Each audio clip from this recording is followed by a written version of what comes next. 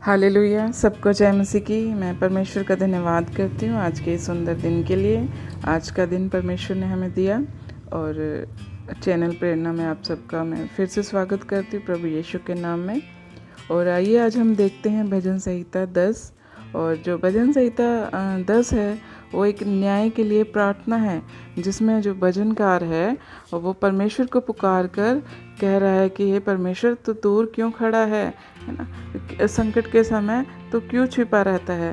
जो भजनकार है वो चाहे कितनी भी घोर समस्या में क्यों नहीं है, चाहे परमेश्वर कितना भी देर क्यों नहीं कर रहा है उसके जीवन में काम करने के लिए, लेकिन वो फिर भी क्या करता है, वो परमेश्वर को ही पुकारता है। और क्यों पुकारता है? क्योंकि उसको पूरा भरोसा है कि परमेश्वर ही है जो उसको इस समस्या से निकालेगा।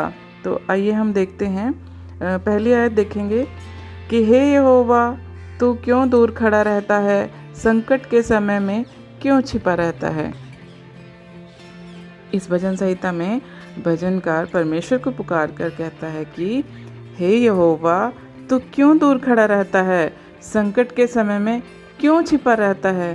प्रियो, जब हम किसी भी समस्या में होते हैं, तब जब हम काफ़ी समय से हम प्रार्थना कर रहे हैं लेकिन परमेश्वर प्रार्थना को उत्तर नहीं दे रहा है ना, फिर भी वो समस्या कोई भी हो सकती है। वो कोई बीमारी भी हो सकती है या फिर कोई कर्जा भी हो सकता है ना। किसी को माता पिता होने का सुख नहीं मिल रहा है, कोई संतान नहीं है किसी के पास, है ना। इस संसार में सब समस्याएं हैं जो बहुत सारी हैं, और परमेश्वर जानता है कि आप किस समस्या से जूझ रहे हैं, है ना। लेकिन जब कभी लंबे समय से हम किसी परेशानी में होते हैं तो हम कभी कभी परमेश्वर को कहने लग जाते हैं कि हे परमेश्वर, पता नहीं क्यों तू मेरी प्रार्थना को सुन नहीं रहा है, तू क्यों नहीं मुझे उत्तर दे रहा है, क्यों तू चुपचाप देख रहा है ना, क्यों नहीं मेरी प्रार्थना का उत्तर मुझे मिल रहा है ना। जब हम संकट में होते हैं, है ना, ऐसा कब होता है, जब हम उस परीक्षा में, उस परेशानी से हम जब जूझ रहे होते हैं, तब हमको नहीं समझ में आता कुछ भी, लेकिन हमें क्या करना है। भजनकार हमें कहता है कि हमें उस समय में भी, उस घड़ी में भी हमें सिर्फ़ और सिर्फ अपने परमेश्वर यहोवा को ही पुकारना है। और दूसरी आयत में कहता है कि दुष्टों के अहंकार के कारण दीन मनुष्य खदेड़े जाते हैं, वे अपनी ही निकाली हुई युक्ति में फंस जाए। जब हम इस संसार में देखते हैं कि दुष्ट लोग दीन लोगों पर अत्याचार करते हैं, जब हम देखते हैं कि जैसे क्रिसमस के दिनों में हम देखते हैं कि कितने संगठन हैं, कितने दल हैं जो मसीह भाई बहनों के ऊपर कितना अत्याचार करते हैं, उन्हें प्रार्थना सभाओं से भी रोकते हैं, है ना, कोई फंक्शन नहीं करने देते हैं, है ना।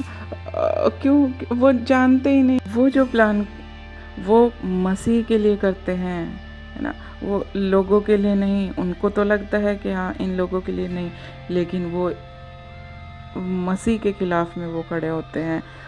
वो नहीं जानते कि वो खुद ही वो एक तरस के पात्र होंगे। जब वो न्याय का दिन आएगा तो वो तरस के पात्र होंगे। अभी लगता है कि हाँ, मसीहों के ऊपर अत्याचार कर रहे हैं, है ना, उनको दयनीय बना देते हैं, लेकिन वो ये नहीं जानते हैं कि एक दिन आएगा जब वो खुद ही एक तरस के पात्र होंगे। और तीसरी आयत में लिखा है कि क्योंकि दुष्ट अपनी अभिलाषा पर घमंड करता है और लोभी परमेश्वर को त्याग देता है और उसका तिरस्कार करता है। दुष्ट यानी शैतान के चलाए जो चलते हैं, है ना, उनको बहुत घमंड है खुद पर। किसी को अपने ज्ञान के ऊपर घमंड है, वो बोलते हैं कि कोई परमेश्वर ही नहीं है ना। किसी को अपने पैसे के ऊपर बहुत घमंड है और उनको ये लगता है कि पैसा है तो सब कुछ है, वो पैसे के साथ सब कुछ खरीद सकते हैं। वो जानते नहीं हैं कि स्वर्ग राज्य में धनी का क्या स्थान है भी है या नहीं है ना। उनको इस चीज़ का कोई अंदेशा भी नहीं है अभी, है ना। वो नहीं जानते कि उद्धार को हम पैसे से नहीं खरीद सकते हैं, है ना। वो और अधिक पैसा कमाने की चाह में कुछ भी पाप करते हैं, वो छल कपट भी करते हैं। पाप के तो बहुत सारे रूप हैं ना। वो करप्शन भी हो सकता है किसी प्रकार का, वो चोरी भी हो सकती है, वो हत्या भी हो सकती है, वो व्यभिचार में भी डाल सकता है पाप हमें। अलग अलग रीति से वो लोग पाप को करते हैं। और चौथी आयत में लिखा है कि दुष्ट अपने अभिमान के कारण कहता है कि वह लेखा नहीं लेने का, उसका पूरा विचार यही है कि कोई परमेश्वर है ही नहीं। दुष्ट लोग जो होते हैं वो बहुत घमंड रखते हैं और वो न्याय से नहीं डरते और वो न्याय को मानते ही नहीं हैं। वो मानते तो शायद उनको डर होता, पर उनका मानना तो ये है कि कोई स्वर्ग और कोई नर्क नहीं है। जिसके पास पैसा है, कोई अमीर है तो उसके लिए यहीं पर स्वर्ग है, और जिसके पास नहीं पैसा है, कोई गरीबी में समय बिता रहा है, कोई कंगाल है, तो उसके लिए यहीं पे नर्क है ना। ईश्वर को नहीं मानते, वो बोलते हैं कि कोई ईश्वर, कोई परमेश्वर है ही नहीं। क्यों? क्योंकि उनके लिए रुपया ही सबसे बड़ा परमेश्वर है। वो सोचते हैं कि हम रुपए पैसे से हम सब कुछ खरीद सकते हैं। और 5वें आयत में लिखा है कि वह अपने मार्ग पर दृढ़ता से बना रहता है। तेरे न्याय के विचार ऐसे ऊंचे होते हैं कि उसकी दृष्टि वहां तक नहीं पहुंचती। जितने उसके विरोधी हैं उन पर वह फुंकारता है। दुष्ट व्यक्ति कभी अपनी सोच से परे या ऊपर उठकर नहीं सोचता, अपने ही दायरे में रहता है। वो परमेश्वर के न्याय के बारे में विचार तक भी नहीं करता है। वो अपनी ही दुनिया में मगन हो गया है। उसकी जो दृष्टि है वो परमेश्वर के न्याय तक कभी पहुंच ही नहीं पाती है ना। और 6ठी आयत में लिखा है कि वह अपने मन में कहता है कि मैं कभी टलने का नहीं, मैं पीढ़ी पीढ़ी से तक दुख से बचा रहूँगा। वह अपने मन में ही खुद को ही बड़ा करके बैठा है और वो ये सोच लेता है कि मेरे आने वाली पीढ़ियाँ भी दुख से बची रहेंगी, कि मेरे पास इतना सारा पैसा है। वो नहीं जानता कि वो जो पाप वो कर रहा है उसका जो फल है उसकी आने वाली पीढ़ियां भी भुगतेंगी। उसका जो पापों का जो दंड है उसकी आने वाली पीढ़ियों पर भी होने वाला है। जो परमेश्वर का क्रोध है वो उन पर भड़केगा, उससे वो नहीं डरता है। और 7वें आयत में लिखा है कि उसका मुंह शाप और छल और अंधेर से भरा है। उत्पात और अनर्थ की बातें उसके मुंह में हैं। दुष्ट व्यक्ति किसी को शाप देने में कभी नहीं हिचकता है। वो अपने फ़ायदे के लिए वो कुछ भी किसी को भी शाप दे देगा, तेरा ये हो जाए, तेरा वो हो जाए ना, कुछ कहीं तक भी वो गिर जाएगा अपने फ़ायदे के लिए। अपने भाई को भी वो बिना छल करे वो नहीं रह पाएगा। अगर कहीं पे उसको फ़ायदा हो रहा होगा, अपने भाई से अगर उसे कोई छल कपट करना होगा तो वो बड़ी आसानी से कर देगा, क्योंकि वो अंधकार में जी रहा है। उसको जो चकाचौंध में जीना है वो अच्छा लगता है ना। उसको धर्म की बातों से उसको कोई मतलब नहीं है। उसको नहीं पता असल में वो अभी अंधकार में है। दुष्ट के मुंह से हमेशा लड़ाई और झगड़े की ही बातें होती हैं, है ना। किसी की चुगली, और उसकी दिनचर्या यही होती है। उसकी दिनचर्या इन्हीं बातों से शुरू होती है ना। प्रियो, खुद को जांच लें कि कहीं आपके अंदर ये बातें तो नहीं हैं, कहीं आप भी ऐसा तो नहीं कर रहे हैं। अगर आप भी ऐसा करते हैं तो आज भी समय है, अपना मन फिराएं और सच्चा पश्चाताप करें। और 8वें आयत में लिखा है कि वह गाँव में घात लगाकर बैठा करता है और गुप्त स्थानों में निर्दोष को घात करता है। उसकी आंखें लाचार की घात में लगी रहती हैं। शैतान जो हर समय घात लगाए रहता है कि वो किसके जीवन में एंट्री करे, है ना। क्या हम तैयार रहते हैं उसका सामना करने के लिए? इफिसियों 6 में भी लिखा है कि परमेश्वर के सारे हथियार बांध लो। क्यों बांध लो? ताकि तुम शैतान की युक्ति के सामने खड़े रह सको। इफिसियों 6 का 13 से 17 आप पढ़ सकते हैं। शैतान तो पूरी तैयारी के साथ आता है, हमें भी ऐसे ही तैयार रहना है। हमारे पास तो है, क्या है हमारे पास भी परमेश्वर ने हमें हथियार दिए हैं। हमारे पास परमेश्वर यहोवा है, उसके दिए हुए हथियार हैं। और शैतान जानता है कि वो हमसे बेहतर परमेश्वर को जानता है ना। वो जानता है हमारा वीक पॉइंट क्या है, वो उसको भी जानता है। परमेश्वर की सामर्थ को भी वो जानता है और हमारा जो वीक पॉइंट है उसको भी वो जानता है। शैतान जानता है कि वो हमें कौन से क्षेत्र में हमें वो गिरा सकता है। प्रियो, गुप्त स्थानों में निर्दोषों को वो घात करता है। शैतान की घात से बचने के लिए हमारे पास परमेश्वर के हथियार होना बहुत ज़रूरी है, नहीं तो वो कभी भी आएगा और हमें फाड़ खाएगा, क्योंकि उसकी आंखें लाचार पर हर समय लगी रहती हैं। क्या ऐसे ही हमारी आंखें हमारा परमेश्वर, हाँ, यहोवा की ओर लगी रहती हैं? हमें देखने की और जांचने की ज़रूरत है प्रियो। और 9वीं आयत में लिखा है कि जैसा सिंह अपनी झाड़ी में, वैसा ही वह भी छिप कर घात में बैठा करता है। वह दीन को पकड़ने के लिए घात लगाए रहता है, और वह दीन को अपने जाल में फंसाकर घसीट लाता है कि वो उसे पकड़ लेता है। जब कोई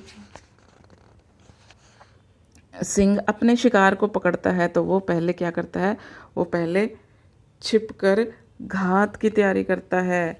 एकदम से नहीं जाके खड़ा हो जाता उसके सामने ना, वो पहले पूरी तैयारी करता है। ऐसे ही शैतान भी हमारे जीवन में छिप कर रहता है। वो 2 सींग लेके या कोई डरावनी सी शक्ल लेके हमारे सामने नहीं आता है, एकदम से हमें नहीं डराता है। वो बड़े सुंदर तरीके से हमारे जीवन में एंटर होता है। हमें पता भी नहीं लगता है कि इसके पीछे शैतान का भी कंट्रोल हो सकता है ना। अगर शैतान के कंट्रोल में आप काम कर रहे हो तो प्रियो, आपको पता भी नहीं लगेगा कि कब वो आपको अपने बनाए हुए जाल में फंसाकर आपको पकड़ लेगा। वो जाल आपकी बीमारी भी हो सकती है ना, किसी प्रकार का कोई लालच भी हो सकता है, आपकी कोई अभिलाषा भी हो सकती है, व्यभिचार, पैसा कमाना, कोई रीति रिवाज भी हो सकता है, कोई कर्जा भी हो सकता है। जैसे कर्जे से निकलने के लिए शैतान कम से कम समय में ज़्यादा पैसा कमाने का लालच लेके आएगा, है ना। एक बार लालच की एंट्री हो अगर लाइफ में हो गई प्रियो, तो इसका कभी कोई अंत नहीं होता है। तो हमें शैतान के जाल से बचना है। कैसे बचना है? इस भजन संहिता में भजनकार किसी समस्या में है ना, और परमेश्वर को पुकार कर कहता है कि तू क्यों दूर खड़ा है, संकट के समय क्यों छिपा रहता है। वह बड़ा मुश्किल होता है प्रियो, संकट में जब लगे कि बहुत देर हो गई है और पता नहीं परमेश्वर क्यों नहीं सुन रहा है। प्रियो, परमेश्वर तो हर पल हमारे ऊपर दृष्टि करे रहता है। ये हमारी भी कभी कभी परख होती है कि हम परमेश्वर पे भरोसा रखते हैं या फिर निर्बलता में टूट कर, हार कर हम अपने कदम पीछे कर लेते हैं, है ना। प्रियो, भजनकार भी बहुत लंबे समय से किसी समस्या में है, पर फिर भी क्या कर रहा है, वो परमेश्वर को पुकार रहा है। हमें भी ऐसा ही करना चाहिए। जब हम किसी समस्या में हों तो हमें विश्वास के साथ परमेश्वर को ही पुकारना है और यहोवा परमेश्वर पर ही भरोसा रखना है और उसी में हमें बने रहना है। जब हम परमेश्वर में बने रहेंगे और आत्मा और सच्चाई के साथ, विश्वास के साथ, पवित्र आत्मा आपको समय समय पर कायल करता रहेगा कि ये गलत है, ये काम नहीं करना है ना। पवित्र आत्मा स्वयं हमें शैतान के हर जाल से बचाता है ना। वो कब बचाएगा? जब हम उसमें बने रहेंगे। वो हमारी अगुवाई करता है जब हम प्रभु की दीनता के साथ, प्रभु में जब हम बड़ी दीनता के साथ अपना जीवन बिताते हैं। और 10वें आयत में लिखा है कि वह झुक जाता है और दुबक कर बैठता है और लाचार लोग उसके महाबली हाथों से पटके जाते हैं। जब शैतान के बिछाए हुए जाल में व्यक्ति फंस जाता है तो उसके आगे घुटने टेक देता है और डर के मारे दुबक कर बैठ जाता है। जो लाचार लोग शैतान की चुंगल में फंसे होते हैं, फिर क्या होता है, शैतान उनको पटकता भी है ताकि वो और भी लाचार हो जाएं और भी उससे डरें। प्रियो, भले ही हम शैतान के चुंगल में क्यों ना फंस जाएं, यहोवा परमेश्वर तब भी आपको उस जाल से बचाने की ताकत रखता है। ज़रूरत क्या है? सिर्फ़ और सिर्फ हमें परमेश्वर को विश्वास के साथ पुकारने की, क्योंकि वो शक्तिशाली परमेश्वर है और शैतान को तो प्रभु यीशु मसीह के बलिदान के द्वारा परमेश्वर ने पहले से ही हरा रखा है। वो तो पहले से ही हारा हुआ है ना। हमें उसे डरने की कोई ज़रूरत नहीं है ना, क्योंकि उससे बढ़कर हमारा परमेश्वर यहोवा है। प्रभु यीशु ने मृत्यु पर जय पाया है। हम जयवंत परमेश्वर की संतान हैं। प्रियो, आप किसी भी समस्या में क्यों ना हो, कितने भी बुरी तरह से क्यों ना फंसे हों, आप सच्चा पश्चाताप करें और सच्चे पश्चाताप के साथ परमेश्वर को पुकारें। परमेश्वर आपको आपकी परिस्थितियों से ज़रूर बाहर निकालेगा और परमेश्वर आप सभी को इन वचनों के द्वारा बहुत बहुत आशीष दे। अभी आज हमने भजन संहिता 10 का 1 वचन से लेकर 10 तक ही किया है और नेक्स्ट हम 11 से हम नेक्स्ट वीडियो में करेंगे। और आप सभी को जय मसीह की, हालेलुया।